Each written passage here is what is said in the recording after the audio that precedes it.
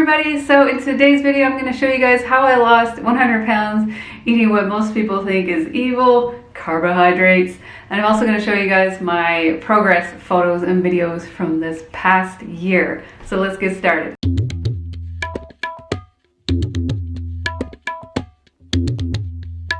For those new to my channel, welcome. My name is Janine and I am 42 years young, and despite having Hashimoto's hypothyroidism, I have lost 100 pounds, as I'd already said.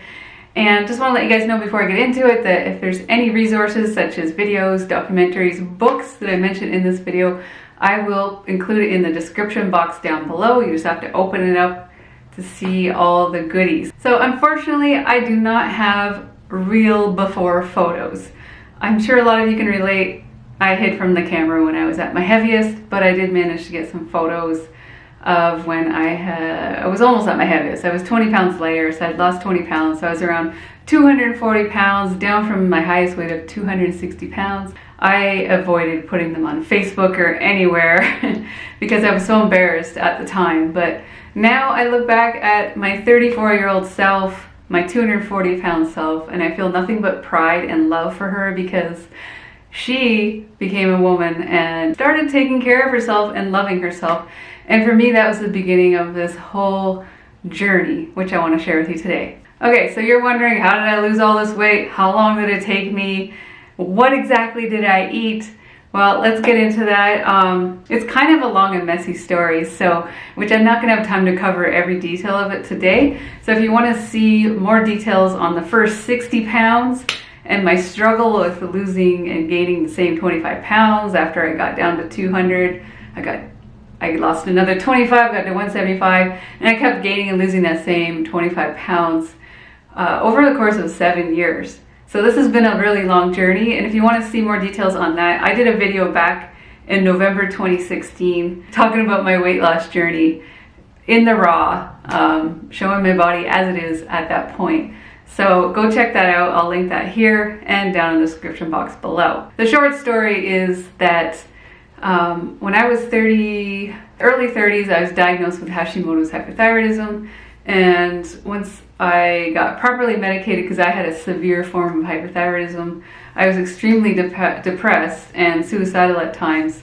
And I was just a zombie. So once I got out of that zombie state and went back to work, because I wasn't working for a year and a half, I started to feel a little normal, and I think between being properly medicated and just getting back to real life and not being a zombie anymore helped me lose the first 40 pounds. And then after that, I had to work for it. So we're going to talk about that here. So as I said, I continued to gain and lose the same weight over the course of 6 years, and even being a vegan, I still struggled because hello, Ben & Jerry's non-dairy and all the amazing yummy vegan foods that keep coming out. There's a lot of good vegan junk food out there that's really tempting for someone like me that has been a junk foodie her whole life. And that was what my problem was. I needed to get off the junk food. I needed to find a way to get off it for good, and I knew how to eat right. I knew all the stuff. I knew that I needed to eat whole plant foods and get the junk out to succeed. It was just a matter of applying what I knew and making that decision to apply it. And really, a lot of times when it comes to weight loss or any goal in life is to make that decision that you really want it and stick to it. From then on, I stopped eating processed junk food. I focused on whole plant foods, and I lost about 8 pounds over the next few months. So between November and December, January. And then somebody commented on my YouTube channel, a troll, thank you troll. They told me that I could not eat French fries and lose weight. And you know what I said? Oh yes, I can, watch me. So then for the entire month of February 2017, I ate nothing but potatoes and minimal fat-free vegan sauces. So things like ketchup, mustard, mostly mustard. And I was also focusing on not eating a lot of salt because I really wanted to reset my taste buds, and I just wanted to go all in. So I was eating low salt, so just very minimal added salt sprinkled on top of my food. Eventually got to the point where I wasn't adding it anymore. I started to not like ketchup anymore, so a lot of times I was eating a lot of mustard. But if you want to see the details of what I ate every single day on that journey, check out my potato resets playlist here, and I'll also link it down below. What I was hoping for that month was to reset my taste buds enough that I would be able to eat vegetables. Yes, I'm a vegan that hates vegetables. Not anymore though, but I was a vegan that hated vegetables, and I really wanted to, I knew that vegetables were the secret to weight loss, really, and health and longevity. So I really wanted to get over my dislike for vegetables and stop gagging over them. Not only did I squash my junk food cravings, I reset my taste buds enough that I loved, no, I won't say I love, that's a bit of a stretch, but I could tolerate vegetables. And the bonus was that month, just 4 weeks, I lost 8 pounds, which for me is unheard of.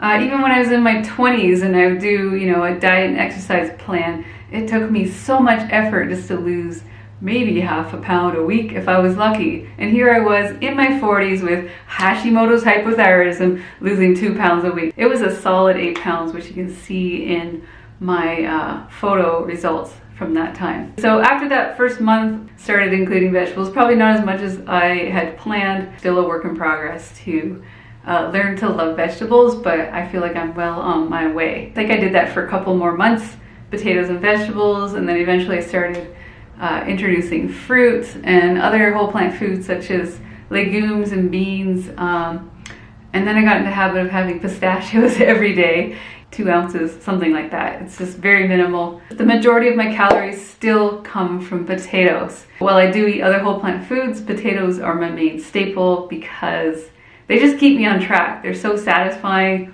they're so filling, and I still do not get sick of them, which is obvious if you know about my Potato Reset ebook. It's full of potato recipes. I just love potatoes. So really the secret isn't just the potato, even though I feel like potatoes are magical. The secret really is eating whole plant foods that are highly satisfying and low in caloric density. That's why the potato is right up there for me, because it's really difficult to overeat on potatoes.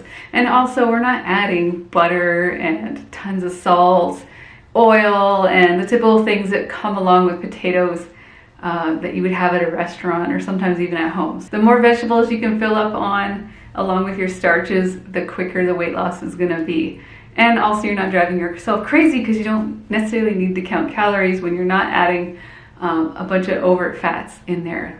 And I did want to mention what unlimited carbohydrates means to me. For me, eating unlimited means eating until I'm satisfied, because our stomach does have a limit, and I don't know about you, but I don't like to feel uncomfortably full. It's not a good feeling. So once you're focused on eating whole plant foods that are satisfying and low in caloric density, and I'm not talking about restricting calories here. If you're eating whole plant foods and you're eating until you're satisfied, you're eating the right amount of calories for your body. When it comes to rice, I would stick to brown rice as it's more filling than white rice. I can overeat on white rice. I highly recommend you check out the book, The Starch Solution by Dr. McDougall. And I know people are gonna ask, because I get this question asked a lot, I'm 5'4.5". I kind of want to get myself properly measured again because I feel taller.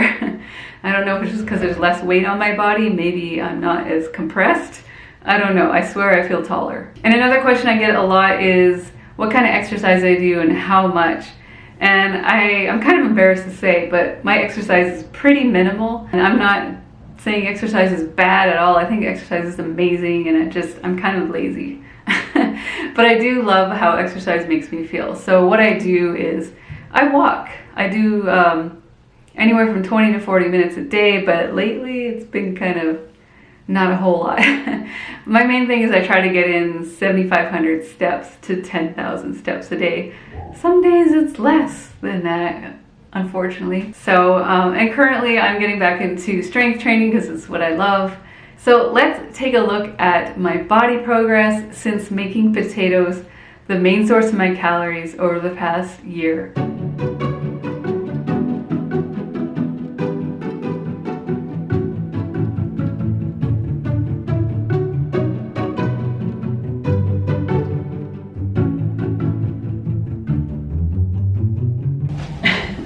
These shorts are getting way too big on me now.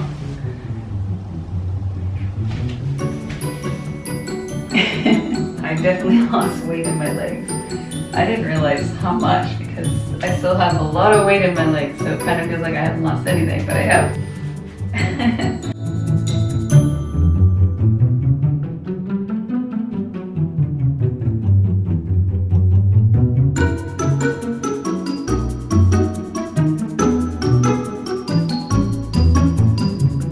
I hope that you found this video inspiring, and if you're totally new to this whole concept, I hope that you're walking away knowing that, you know, you can eat carbohydrates without feeling restricted and counting calories and weighing and measuring and feeling hangry all the time. Like, nobody wants to feel that way. So that's it for today. If you have any questions that you'd like me to answer in my upcoming weight loss Q&A, be sure to comment down below. And if you see somebody else's question that you particularly like, give it a thumbs up, because I'll be giving priority to the questions that have the most likes.